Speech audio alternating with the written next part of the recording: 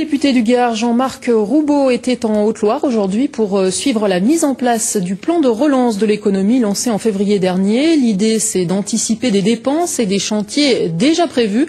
Jean-Marc Roubaud doit rendre un rapport au gouvernement dans quelques semaines sur l'effet escompté d'amortisseur de la crise produit par ce plan, après avoir visité 4 régions, dont l'Auvergne. Reportage en Haute-Loire de Gérard Rivolier et Jean-Marc Rebul. À la Révolution, le château médiéval de Domérat a été pillé. Aujourd'hui, c'est un site touristique important de Haute-Loire avec des spectacles historiques en été. Mais il est fermé depuis le mois de mars et en travaux, fermé pour raison de sécurité. Les travaux consistent à stabiliser l'ensemble de la ruine de ce château médiéval pour assurer la sécurité des visiteurs, entre autres.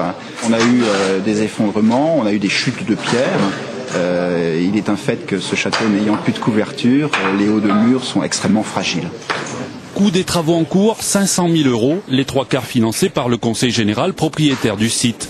Le plan de relance a permis de débloquer les 105 000 € à la charge de l'État, alors que jusqu'ici, la direction des affaires culturelles faisait traîner le dossier, faute de budget. Le Conseil général aurait dû supporter entièrement la charge des travaux, ce qui aurait été fort compliqué. Et dans ce cas-là, peut-être mettre en péril tout simplement l'ouverture du site. Et en même temps, la compagnie qui anime le site aurait pu tout simplement disparaître. Voilà, et ce qui est dédommageable, sachant que c'est un site qui attire 10 000 visiteurs par an. En Haute-Loire, 40 chantiers doivent bénéficier du plan de relance. 18 sont déjà en cours, comme ici à Brioude, le réaménagement d'un centre d'hébergement et de réinsertion sociale. La relance profite en priorité au BTP.